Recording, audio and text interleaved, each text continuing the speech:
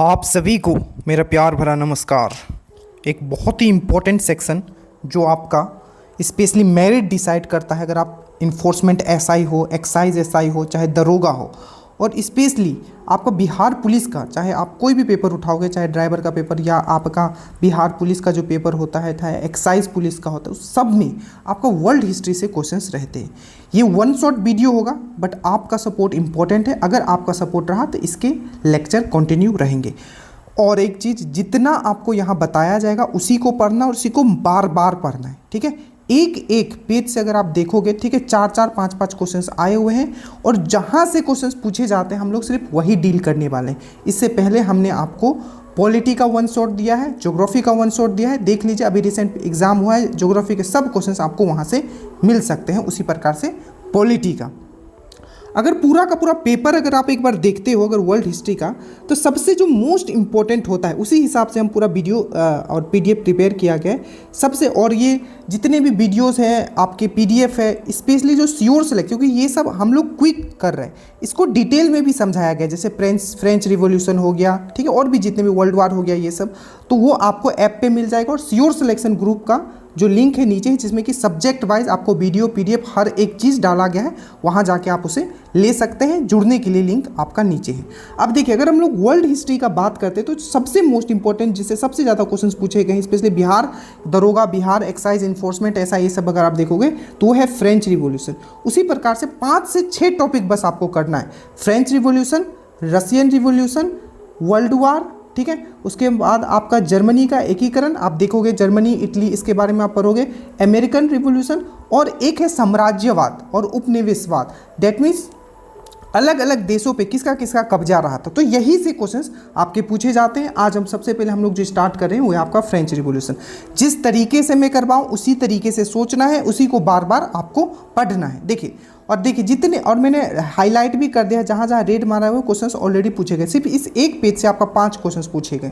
अब देखिए, सबसे पहले अगर हम लोग बात करें फ्रेंच रिवॉल्यूशन का, तो ये कब से कब तक हुआ था, तो आपको याद रखना है जो फ्रेंच रिवॉल्यूशन है, ठीक है, वो कब से कब तक हुआ था, तो आपको यहाँ याद रखना है। ये है आपका 1789 से लेके, मैंने क्या कहा, 1789 से लेके 1799 तक। तो पहला पॉइंट आपको ये रखना है, जो आपका जो फ्रेंच रिवॉल्यूशन हुआ था, ठीक है, इसमें क्या हुआ था, तो याद रखिएगा जो राजतंत्र था, मतलब जो राजा का जो शासन था उसको बेसिकली समाप्त किया गया था। तो राजतंत्र को समाप्त किया गया था। और एक पॉइंट जो पूछा जाता है, समानता, स्वतंत्रता और बंधुता, मतलब आपका इक्वलिटी, लिबर्टी और आपका फ्रेटर्निटी, ये जो शब्द जो है बेसिकली हम लोग कहाँ से हमने मिला, हमारा संविधान में भी लिया गया है, समानता, स्वतंत्रता और बंधुता, प्रियम्बल में आपने देखा होगा। तो ये शब्द हमने कहाँ से लिया है, तो याद रखिएगा फ्रेंच रिवॉल्यूशन से लिया है। फ्रेंच रिवॉल्यूशन कब हुआ था, तो 1789 से 1799 के बीच में हुआ था। क्या हुआ था, तो इसमें राजतंत्र, जो आपका राजा का शासन था, उसको समाप्त करके एक डेमोक्रेटिक, ठीक है, एक सोसाइटी बसाने का आपका कोशिश किया गया था, ठीक है। अब इससे अगेन एक जो क्वेश्चन पूछा गया था आपका दरोगा में, याद रखिएगा कि जब फ्रेंच रिवॉल्यूशन हुआ था तो उस समय वहाँ का शासक जो था वो कौन था, तो ये था आपका शासक जो था लुई 16वां था। याद रखिएगा, क्वेश्चन ये पूछा गया था कि लुई 16वां जो था किस डायनेस्टी से था या किस साम्राज्य से था, तो बुरबुन डायनेस्टी से था। कौन सा, बुरबुन डायनेस्टी से। कौन सा, बुरबुन। तो शासक कौन था उस समय, तो लुई 16वां था। किस डायनेस्टी से था, तो बुरबुन डायनेस्टी से था, याद रखिएगा। और एक क्वेश्चन है कि राष्ट्रीय दिवस कब मनाया जाता है, आपका फ्रेंच लोग हैं उनके द्वारा राष्ट्रीय दिवस कब मनाया जाता है, तो वो मनाया जाता है 14 जुलाई को। क्यों, मैंने आपको समझाया था, क्योंकि बास्टिल डे आपको पूछा जा सकता है, बास्टिल डे या आपका जो बास्टिल डे या आपका फ्रेंच का जो राष्ट्रीय दिवस है वो कब मनाया जाता है, तो 14 जुलाई। क्यों, क्योंकि 14 जुलाई 1789 को ही जो उन लोग का बास्टिल फोर्ट था, बास्टिल एक फोर्ट था, एक जेल था, जिसको तोड़ दिया गया था आपका क्रांतिकारियों के द्वारा। तो यहाँ से इतना याद रखिएगा, कब हुआ, 1789 से 1799 के बीच में हुआ। उस समय शासक कौन था, तो लुई 16वां था। किस डायनेस्टी से था, तो बुरबुन डायनेस्टी से था, ठीक है। राष्ट्रीय दिवस कब मनाते हैं, तो 14 जुलाई को मनाते हैं। क्यों, क्योंकि 14 जुलाई को 1789 को क्या हुआ था कि आपका जो बास्टिल फोर्ट जो है उसको तोड़ दिया गया था। क्या मिला है पूरे दुनिया को, तो समानता, स्वतंत्रता और बंधुता जो मिला है ये आपका फ्रेंच रिवॉल्यूशन से ही मिला है। अब नेक्स्ट पॉइंट आता है जो आपका, तो यहाँ से ये क्वेश्चन आपको पूछा गया था बुरबुन डायनेस्टी से, ठीक है, याद रखिएगा। अब जो नेक्स्ट पॉइंट आता है कि जो उस समय जो फ्रेंच था, ठीक है, क्विक हम समझाते हुए और जल्दी जल्दी हम लोग खत्म करते हुए चलेंगे। देखिए जो आपका जो पूरा का पूरा फ्रांस था वो 3 वर्ग में बटा हुआ था। ठीक है, सबसे जो ऊपर वर्ग था, वो पहला वर्ग जिसको बोला जाता था वो था आपका फादरी वर्ग। ठीक है, दूसरा जो था कुलीन वर्ग, या कह सकते हो राजा और सामंत लोग जो थे उनका वर्ग था, तो कुलीन वर्ग और अभिजात वर्ग। और तीसरा इन दोनों को छोड़ के बाकी जितने भी आते थे वो तीसरे वर्ग में आते। पहला फादरी वर्ग जो चर्च वाले लोग थे। ठीक है, दूसरा कुलीन वर्ग मतलब राजशाही वाले लोग या अभिजात वर्ग। ठीक है, और तीसरा जो था जितने काम करने वाले लोग, जैसे व्यापारी हो गया, वकील हो गया, किसान हो गया, कारीगर, छोटे किसान, भूमिहीन मजदूर, ये जितने भी थे इन दोनों के छोड़ के ये तीसरे वर्ग में आते थे। क्वेश्चन क्या पूछा गया था, 2400 दरोगा मेंस का क्वेश्चन था कि इनमें से कौन सा था जो तीसरे वर्ग में नहीं आता था, थर्ड स्टेट में नहीं आता था। ऑप्शन में था आपका फादरी वर्ग, याद रखिएगा।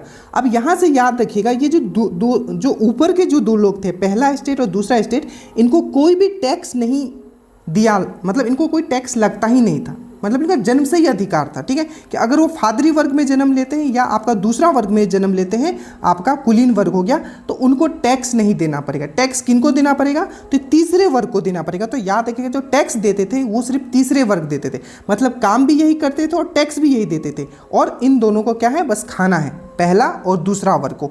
2 तरीके का टैक्स होता था, एक था, बहुत अच्छे से याद रखिएगा, ये भी क्वेश्चन पूछा गया आपका, एक था आपका टाइथ। टाइथ जो था आपका TITH टाइथ। ठीक है, ये जितना भी उपजाते थे उसका 1/10वां भाग जो था, 1/10वां भाग जितना भी उपज होगा, मान लीजिए कि जो किसान है उसके द्वारा अगर जितना भी उपज होगा उसका 1/10वां भाग क्या होगा, डायरेक्टली उसको चर्च को चल जाएगा। तो याद रखिएगा चर्च द्वारा जो आपका टैक्स लगाया जाता था उसको क्या कहा जाता था, तो टाइथ कहा जाता था, याद रखिएगा। और एक होता था टाइल।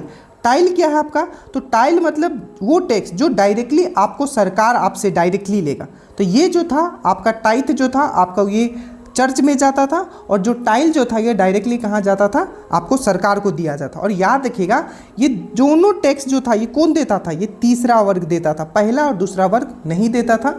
ये लोग सिर्फ क्या करते थे, ये टैक्स का उपयोग करते थे। याद रहेगा टैक्स कौन देता था, तीसरा वर्ग। 2 तरीके का टैक्स, एक है टिथ और एक है आपका टाइल, याद रखिएगा। ठीक है, उसके बाद आता है कि एक लुई 16वां के समय तो क्या होता है आपका, ये पूरा का पूरा आपका फ्रेंच रिवॉल्यूशन होता है, फ्रेंच की क्रांति होता है। एक क्वेश्चन पूछा जाता है कि ये लाइन किसने बोला था, मैं ही राज्य हूँ और मेरे शब्द ही कानून है, ये कथन किसका था, तो ये था लुई 16वां का, अच्छे से याद रखिएगा। और जो वर्साई आपने सुना होगा, जब मैंने आपको बताया, तो वर्साई में एक शीश महल था, उसका भी निर्माण किसने किया था, तो लुई 14वां ने किया था। और यही इसका ही लाइन था, मैं ही राज्य हूँ और मेरे शब्द ही कानून है, ये कथन किसका है, तो ये लुई 14 का है। ठीक है, अब देखिए सर्दी लगा हुआ है तो बहुत ही मेरा गला दर्द है, बट आपका एग्ज़ाम सामने, तो अगर मैं प्रयास अपने लेवल पे कर रहा हूँ तो मैं फिर से कहता हूँ जितना हम करें बस उतना कर लीजिए, आप सिलेक्शन ले लोगे। ठीक है, याद रखिएगा। अब देखिए एक क्वेश्चन है कि आपका जो भी आप वहाँ जो राजशाही चल रहा था, मैंने आपको बताया, ठीक है, राजा का शासन चल रहा था, तो राजा का जो निरंकुश था, ठीक है, उस पर कोई अंकुश नहीं था, तो इसको ठीक है कम करने के लिए एक संस्था बनाया गया था जिसको बोला गया था क्या, कि राजा की निरंकुशता या अंकुश लगाने के लिए फ्रांस में कौन सी संस्था बनी थी, तो जिसका नाम था पार्लम। अच्छे से याद रखना पार्लम, इसकी संख्या कितना था, 17 था। ठीक है, ये सब डिटेल में भी मैं समझाया हूँ अच्छे से। अब जो मैं पार्ट यहाँ करने वाला हूँ, यहाँ से भी भर भर के क्वेश्चन। देखिए कोई भी अगर विद्रोह होता है, कोई भी अगर क्रांति होता है, तो उसके पीछे किसी का मत होता है, किसी से आप इंस्पायर्ड तो होगे।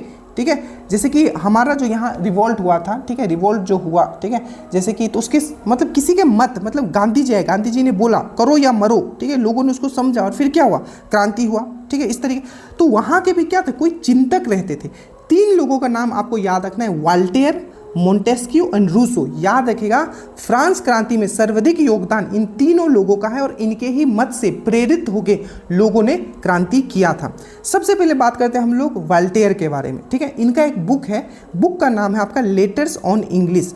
तो आपको पूछा जाएगा कि लेटर्स ऑन इंग्लिश किसने लिखा है, तो ये वाल्टेयर ने लिखा है, याद रखिएगा। और इनका एक मतलब स्टेटमेंट भी था कि 100 चूहों की अपेक्षा एक सिंह का शासन उत्तम है। मतलब 100 चूहे की अपेक्षा एक सिंह का शासन क्या है, आपका उत्तम है। किसने, वाल्टेयर ने। तो वाल्टेयर का ये लाइन याद रखिएगा, प्लस आप लेटर ऑन इंग्लिश याद रखिएगा। दरोगा में अभी आपका क्वेश्चन पूछा गया था मेंस में भी ये क्वेश्चन आपका पूछा गया था कि जो आपका सोशल कॉन्ट्रैक्ट है, देखिए जो रूसो जो था ये एक, पहले आपने वाल्टेयर के बातें पढ़ा, उसके बाद आपने रूसो का मानना था कि जो आपके फ्रेंच के लोग हैं, ठीक है, चाहे वो थर्ड स्टेट से हो चाहे वो फर्स्ट स्टेट से हो, वोटिंग का जो राइट होगा, आगे हम वोट वाला पढ़ेंगे, जो थर्ड स्टेट के लोग थे उनको जितना मान लीजिए फर्स्ट स्टेट का और सेकंड स्टेट का जो लोग वोट करते, जितना पावर उनके वोटिंग में था, थर्ड स्टेट के लोगों में उतना वोटिंग का पावर नहीं था।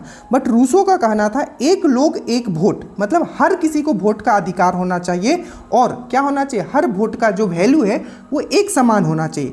मतलब डेमोक्रेटिक ये क्या चाहता था, कंट्री चाहता था। तो रूसो के द्वारा फ्रांस में प्रजातांत्रिक, डेट मीन्स आपका डेमोक्रेटिक क्या होना चाहिए, प्रजातांत्रिक शासन होना चाहिए, डेमोक्रेटिक रूल होना चाहिए, किसका मानना था, तो याद रखिएगा डेमोक्रेटिक रूल होना चाहिए, प्रजा के द्वारा क्या होना चाहिए, शासन वहाँ होना चाहिए। ये किसका क्या था, रूसो, और इनका बुक का नाम क्या था, तो याद रखिएगा सोशल कॉन्ट्रैक्ट। तो प्रजातांत्रिक शासन का जो पद्धति आपका फ्रेंच रिवॉल्यूशन में किसका मत था, तो रूसो का था। बुक क्या था, तो सोशल कॉन्ट्रैक्ट था, याद रखिएगा। इसके बाद आता है आपका मोंटेस्क्यू का ये मानना था कि जैसे इन्होंने बोला कि डेमोक्रेटिक होना चाहिए, तो मोंटेस्क्यू का मानना ये था कि ठीक है डेमोक्रेटिक तो हो बट क्या हो, पावर का डिवीज़न होना चाहिए। जब तक पावर का डिवीज़न नहीं होगा, शक्तियों का विभाजन नहीं होगा, तब तक क्या होगा, राजशाही चलता रहेगा। तो इन्होंने जो कंसेप्ट दिया था कि सरकार का 3 अंग होना चाहिए, जैसे कि अभी भारत में कार्यपालिका, विधायिका और न्यायपालिका। तो याद रखिएगा शक्ति का जो पृथक्करण का बात किया तो किसने किया था, मोंटेस्क्यू ने किया था। और याद रखिएगा बहुत इंपॉर्टेंट है ये जो भी चीज़ मैं आपको बता रहा हूँ, स्पिरिट ऑफ लॉ। तो 3 बुक आपने पढ़ा, लेटर्स ऑन इंग्लिश किसने लिखा, तो वाल्टियर ने लिखा। सोशल कॉन्ट्रैक्ट किसने लिखा, रूसो ने लिखा। स्पिरिट ऑफ लॉ किसने लिखा, कानून की आत्मा किसने लिखा, तो मोंटेस्क्यू ने लिखा, याद रखिएगा। उसके बाद एक नाम आएगा आपका जॉन लॉक। क्या मैंने बोला, जॉन लॉक। तो इसने क्या किया था, जो मतलब राजा जो था अपने आप को क्या सोचता था, भगवान सोचता था, ठीक है। तो राजा के जो देवी और निरंकुश, ठीक है, मतलब उसमें कोई क्या बोलते ना, कोई बंधा हुआ नहीं है राजा, वो निरंकुश है पूरी तरीके से, ठीक है। तो राजा के देवी मतलब अपने आप को एकदम भगवान सोचता है, और निरंकुश अधिकारों का सिद्धांत का जो खंडन किया था कि बिल्कुल ऐसा नहीं होना चाहिए, तो वो था आपका जॉन लॉक। यहाँ से बहुत क्वेश्चंस आपके पूछे जाएंगे जो मैंने आपको बताया। अब कुछ और पॉइंट है जो हम लोग कवर करेंगे, जैसे सांस्कृतिक राष्ट्रीयता का जनक किसे कहा जाता था, उस समय तो हार्डर को कहा जाता, ठीक है। लुई 16वां कब गद्दी पे बैठा था, तो 1774 में बैठा था बुर्बो डायनेस्टी के साथ, ये मैंने बता दिया। उसका वाइफ का नाम क्या था, तो आपका मैरी एना विंता, ठीक है। और याद रखिएगा ये कहाँ की थी, तो आपकी ऑस्ट्रिया की थी, आपको ये चीज़ याद रखना है। तो इसका वाइफ का नाम क्या था, तो मैरी एंटोनेट, ठीक है, मैरी एंटोनेट जो कि ऑस्ट्रिया की राजकुमारी थी, ठीक है। याद रखिएगा कब गद्दी पे बैठा था। एक क्वेश्चन भी आगे पूछा गया कि कब इसको फांसी दे दिया गया था, इसका वाइफ को भी दे दिया गया था, बट पूछा गया था कि लुई 16वां को कब दिया गया, तो आगे बात करेंगे, ठीक है। इसका जो लुई 16वां था, इसका एक योग्य मंत्री था जिसको इसने हटा दिया था, तो ये है आपका टोटा या तुर्गो, इसको नाम से जाना जाता है, याद रखिएगा, ठीक है। अब देखिए उस समय एक क्वेश्चन बहुत अच्छे से समझाया हुआ, अभी क्विक करेंगे कि फ्रांस की क्रांति के समय फ्रांस का जो मुद्रा था, मुद्रा मतलब वहाँ मुद्रा क्या था, जैसे भारत का मुद्रा क्या है, आपका रूपी है, तो वहाँ का मुद्रा क्या था, तो लिब्रा बोला जाता था। क्या बोला जाता था, लिब्रा।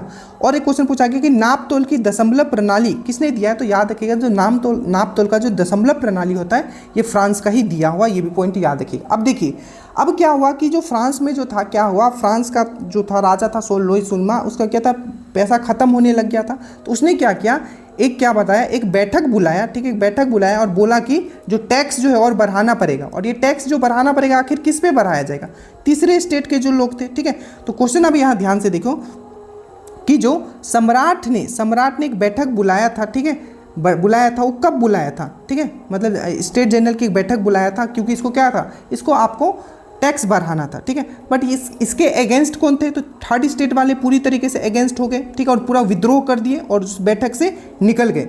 और उन्होंने क्या किया, आपका एक नेशनल असेंबली घोषित कर लिया। तो 20 जून 1789 को वर्साई के इंडोर टेनिस कोर्ट में घुसकर आपको पूछा जाएगा कि जो थर्ड स्टेट के द्वारा नेशनल असेंबली कब घोषित किया गया था, वहाँ के राजा के अगेंस्ट, तो 20 जून 1789 को घोषित किया गया था। कहाँ किया गया था, वर्साई के इंडोर स्टेडियम में किया गया था। क्वेश्चन क्या पूछा गया था, जो तीसरे स्टेट के द्वारा, सबसे पहले याद रखिएगा नेशनल असेंबली जो घोषित किया गया था किनके द्वारा, तो तीसरे स्टेट के जो थर्ड स्टेट के जो लोग थे उनके द्वारा।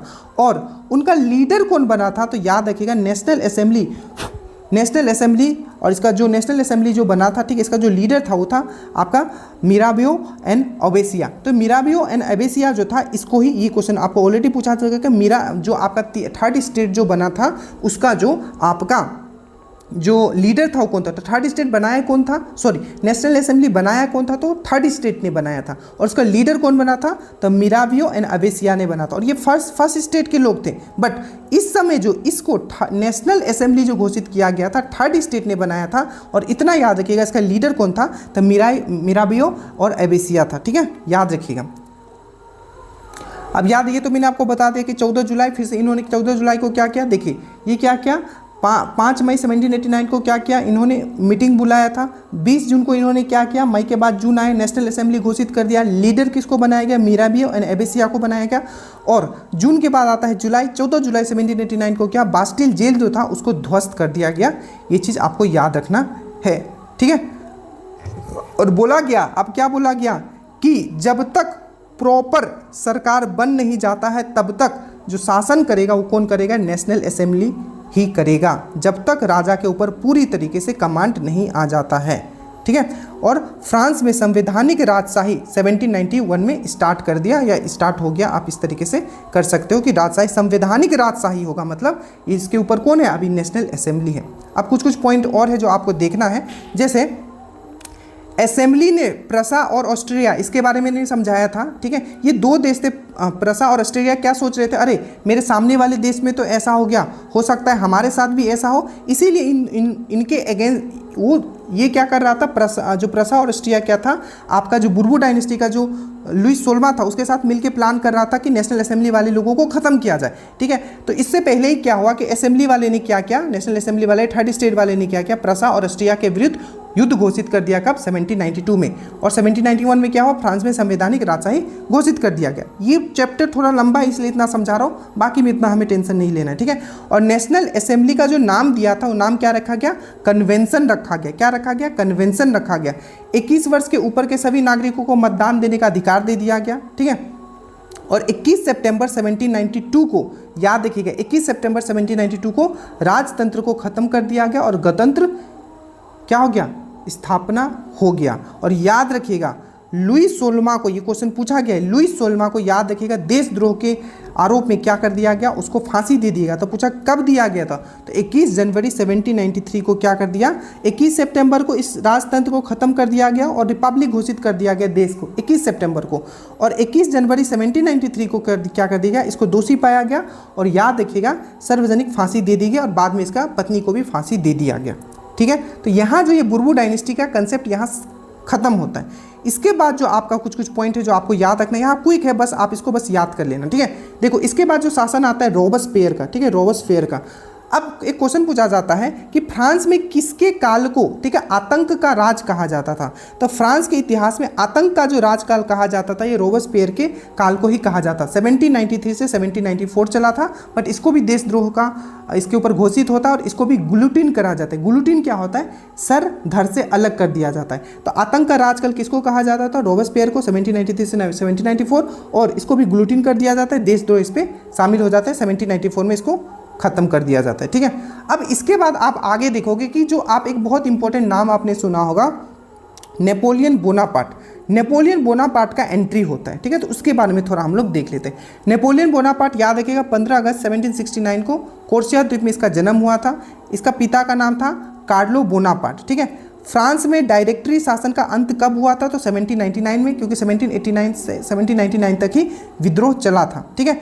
1800 में आपको याद रखना, 1800 में इसने बैंक ऑफ फ्रांस, आपको पूछा जाएगा बैंक ऑफ फ्रांस का स्थापना किसने किया था, तो नेपोलियन बोनापार्ट ने 1800 में किया था। और 1804 में गद्दी पे कब बैठा, तो 1804 में फ्रांस का सम्राट बना। याद रखिएगा। कुछ कुछ पॉइंट देखो, जैसे कि आधुनिक भारत का निर्माता किसे कहा जा भारत बोल रहा हूँ, आधुनिक फ्रांस का निर्माता किसे कहा जाता है, तो नेपोलियन बोनापार्ट को कहा जाता है। इसने एक पॉइंट दिया था नेपोलियन का कोड, इसका मतलब क्या था, इसने कानून का संग्रह तैयार किया था कि नेपोलियन का क्या क्या सिद्धांत है। तो इस पूछा जाएगा किसने अपने बोलते हैं ना कानून का संग्रह तैयार करवाया, तो आपको याद रखना है नेपोलियन ने करवाया था, याद रखिएगा। और सर्वप्रथम इसने एक लाइन भी कहा था कि बनियों का देश, तो इंग्लैंड को सबसे पहले किसने कहा था कि वो बनियों का देश है, ठीक है, तो ये नेपोलियन बोनापार्ट ने ही कहा था, ठीक है। बस इतना ही है, और कुछ एक जो सिंबल से क्वेश्चंस पूछे गए वो हम लोग देख लेंगे, ठीक है। उसके बाद है महाद्वीपीय व्यवस्था का सूत्रपात भी इसने ही किया था, याद करिएगा। इसका वाइफ का नाम आप याद रख सकते हो, बाकी नहीं भी करोगे तो चलेगा।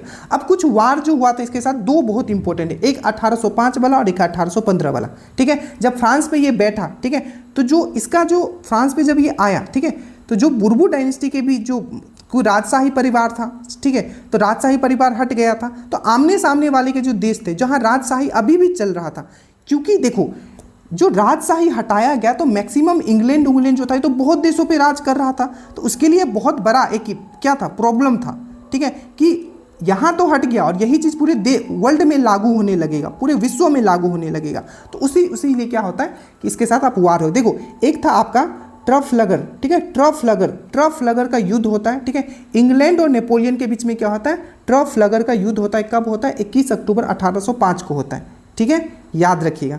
एक क्वेश्चन पूछा जाता है कि नील नदी के युद्ध में किस अंग्रेज ने नेपोलियन को पराजित किया था, तो नेल्सन ने किया था, याद रखिएगा। 1813 में किस स्थान पर यूरोप के राष्ट्रों ने मिलकर नेपोलियन बोनापार्ट को हराया था, तो लिपजिंग।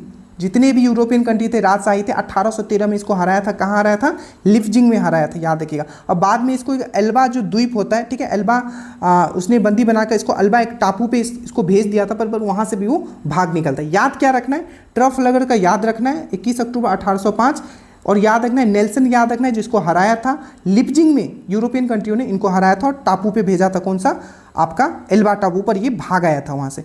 अब एक जो सबसे ज़्यादा इंपॉर्टेंट है वाटरलू का युद्ध, इसमें ये बुरी तरीके से हार जाता है और इसको सेंट लीना द्वीप पर इसको आपको भेज दिया जाता है। सेंट लीना द्वीप आपने सुना होगा, यूएस वाला जो एरिया है। तो वाटरलू का युद्ध कब हुआ था, 1815 18 जून, और ये 1805 है, याद रखना है, ट्रफलगर का। तो 18 जून 1815 में युद्ध में नेपोलियन हारा, उसे बंदी बनाकर सेंट हेलेना द्वीप भेज दिया जाता है, याद रखिएगा, फिर उसका मृत्यु हो जाता है। कुछ पॉइंट और है, नेपोलियन के पतन का कारण क्या था, तो उसने रूस पर आक्रमण किया था, याद रखिएगा, ठीक है। लिटिल कारपोल के नाम से किसे जाना जाता है, तो नेपोलियन बोनापार्ट को जाना जाता है, याद रखिएगा। किस समझौता के तहत यूरोप के राष्ट्रों ने फ्रांस के प्रभुत्व को समाप्त कर दिया था, यह आपका वीना कांग्रेस, याद रखिएगा, वीना कांग्रेस जो कि 1815 में हुआ था। और इन लोग क्या करते हैं, फिर से जो बुर्बू डायनेस्टी होता है उसको इन लोग लेके आ जाते हैं, ठीक है। चांसलर कौन था आपका ऑस्ट्रिया का उस समय, तो मेटरनिक का हम लोग आगे भी पढ़ेंगे, याद रखिएगा। ऑस्ट्रिया के बारे में हम लोग आगे भी पढ़ेंगे, जिसका चांसलर मेटरनिक था, ठीक है, याद रखिएगा। फिर से बुर्बू डायनेस्टी को इन लोग लेके आ जाते हैं, वो याद नहीं रखना है। फ्रांसीसी समाजवाद का संस्थापक किसे माना जाता है, तो काउंट सेंट को जाना जाता है। प्रसिद्ध पुस्तक इसका क्या है, काउंट सेंट का, तो न्यू क्रिश्चियनिटी आपको याद रखना है, ठीक है। और एक याद रखना है कि प्रसिद्ध कथन, जब फ्रांस छींकता है तो बाकी यूरोप सर्दी जुकाम हो जाता है, किसका था, तो ये मेटरनिक का ही था, जो कि आपका ऑस्ट्रिया का चांसलर था। इतना कम से कम आपको इसमें याद रखना है। और लास्ट एक जो पूछा जाता है, वहाँ कुछ सिंबल थे, इससे एक दो बार क्वेश्चन पूछा गया, जो फ्रेंच रिवॉल्यूशन था वहाँ कुछ सिंबल यूज़ किया जाता था। इसका मैंने लगाया, जैसे लाल टोपी हो गया, ठीक है, टूटा हुआ ये जंजीर हो गया, तो उसके बारे में आपको पढ़ना है, यहाँ से क्वेश्चन पूछे गए हैं, ठीक है। जैसे कि आपका कैप ऑफ लिबर्टी, एक था लाल फ्रीजियन टोपी, क्या था, लाल फ्रीजियन टोपी, तो इसका मतलब पूछा जाता है, लाल इसमें से किसका मतलब क्या था, तो लाल फ्रीजियन टोपी का मतलब क्या था, तो याद रखिएगा स्वतंत्रता और दमन से मुक्ति, स्वतंत्रता और दमन से मुक्ति, लाल टोपी, ये बेसिकली क्या था, तो क्रांतिकारी पहनते थे, तो इसका मतलब क्या था, स्वतंत्रता और दमन से मुक्ति। उसके बाद था तिरंगा, तिरंगा में नीला था, सफ़ेद था और लाल रंग था, आप यहाँ तीनों देख सकते हो, नीचे आपका दिया हुआ है। तो जो लाल झंडा जो दिखाया जाता था, मतलब ये जो झंडा जो दिखाया जाता था, ये क्या था, तो राष्ट्र की एकता और समानता का प्रतीक था। एक था ग्लूटीन, ग्लूटीन मैंने आपको बताया था, सिर काटने की मशीन जिसे क्रांति के दौरान प्रयोग किया जाता था। इसका क्या था, तो सबके लिए समान दंड, मतलब कानून सबके, जैसे रॉबस्पियर को भी कर दिया गया था, ठीक है।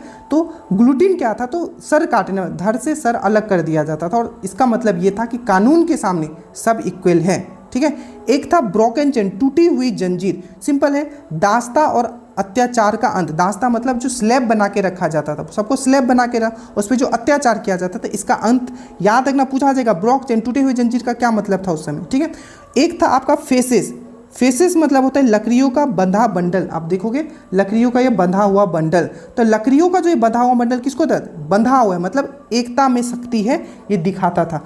एक था ट्रेंगल था, ट्रेंगल में एक आई बना हुआ था जिससे रोशनी निकल रहा था, तो इसका मतलब क्या था, ठीक है, आई ऑफ प्रोवाइडेंस, ठीक है। तो ज्ञान, विवेक और प्रबोधन का मतलब था, ज्ञान का मतलब था कि जो ये रिवोल्यूशन हो रहा है, जो विद्रोह हो रहा है, ठीक है, इससे नया ज्ञान लोगों को मिल रहा है कि जो उसका हक है आखिर क्या है।